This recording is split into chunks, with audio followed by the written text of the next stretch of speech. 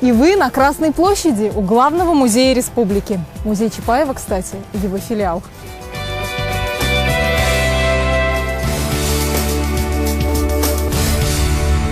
Старейшему музею Чувашии 93 года. 16 тематических коллекций объединяют 198 тысяч предметов. Одна из самых богатых – коллекция этнографии. Конечно, в основном сюда идут любители истории. Единый билет по всем экспозициям, расположенным на 4 этажах, стоит 70 рублей. Для студентов 50, школьников 40. За экскурсионное обслуживание группе из 10 человек нужно доплатить еще по 20 рублей с каждого. Индивидуальная экскурсия обойдется в 250 рублей.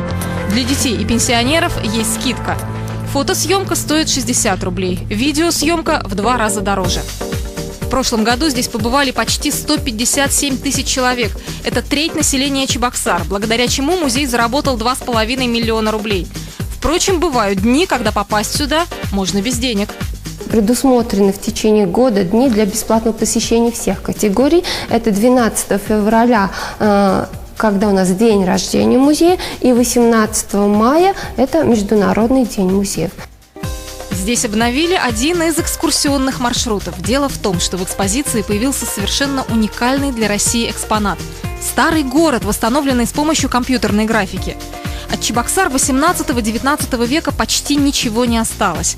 Они неоднократно горели, перестраивались, а 40 лет назад, когда возводили ГЭС, историческая часть у впадения 2 малых рек в Волгу и вовсе была затоплена. Но теперь экскурсоводам не придется заставлять туристов напрягать фантазию. 3D-модель старых Чебоксар можно увидеть в Национальном музее. Это фильм о том, как на протяжении 2 веков менялся город. Дом надворного советника Соловцова в дни визита Екатерины был частью большой городской усадьбы. В комплекс усадьбы также входил старинный каменный дом середины XVII века и дворовая служба. В XIX веке дом приобретет ярко выраженные черты позднего классицизма. По проекту архитектора Михаила Петровича Карибского в 1834-1835 годах над ризолитом вместо мезонина появится аттик, оконный проем расширится, стены первого этажа будут оштукатурены под рост. Посетить эту виртуальную экскурсию под названием «Чебоксары от крепости до столицы» можно каждую среду.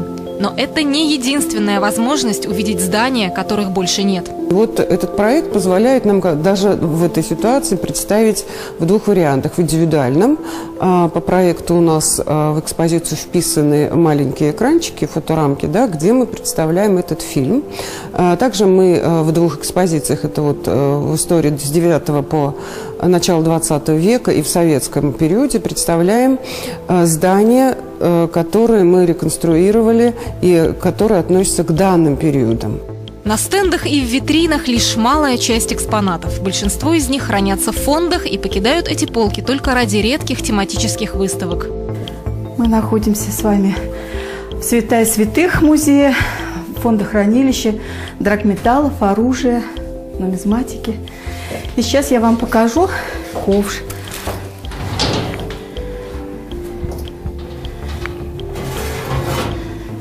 Один ковш у нас хранится в экспозиции, вы его видели, это ковш Екатерины II.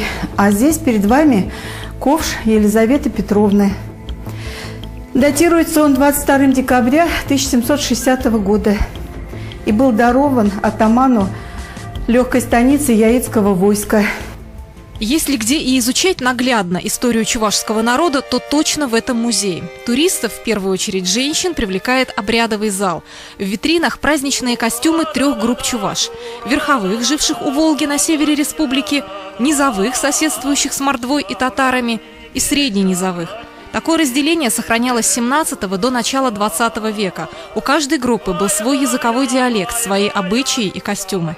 Вот эта группа носила чисто белые костюмы. Покрой у нее был особенный. И эта группа взаимодействовала и жила по соседству с марийской группой, с горными марийцами. И поэтому здесь мы видим, я хочу подчеркнуть, взаимовлияние вот этих групп горных марийцев и верховых чуваш. Обратите внимание, головной убор масмак. Масмак, вот эта головная женская повязка, была только вот у этой группы. Низовые и средненизовые чуваши носили совсем другие головные уборы. Женщины – хушпу, девушки – тухью. Если там закрытая шапочка, эта девушка целомудренная, девственница она еще, поэтому у нее головка была закрыта. А здесь мы видим хушку. Хушку – это уже усеченный конус. Женщина разговаривает и общается с космогоническими какими-то богами, космогонические отношения начинаются с Всевышним Торы. И обязательно в костюме присутствовали украшения. Украшения были из бисера, серебра и монет. Вот эти монеты серебряные. Почему и называют чуваш народ серебряным украшением? Они напоминают нам даже древние доспехи.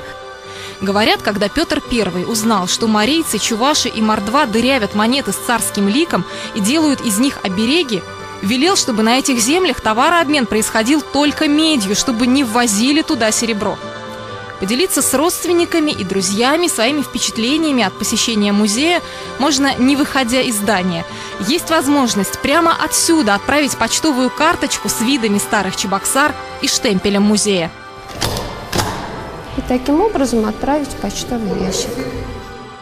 И еще, прежде чем мы покинем Национальный музей и отправимся дальше, вот в этот дом на старинной фотографии, нужно сказать несколько слов об особняках, которые музей занимает. Центральное здание было реконструировано в середине 2000-х, и дух старины отсюда исчез. А вот этот дом на бульваре Купцов Ефремовых, где как раз и находится обрядовый зал, считается одним из лучших архитектурных сооружений города. Родовое гнездо самых знаменитых чувашских купцов.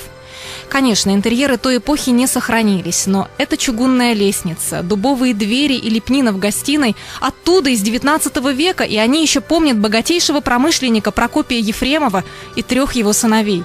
Трагическую историю этой семьи тоже могут рассказать экскурсоводы, тем более, что в музее воссоздан уголок купеческого быта. В Национальном музее можно провести полдня. И здесь же, на бульваре Купцов Ефремовых, при желании пообедать или поужинать.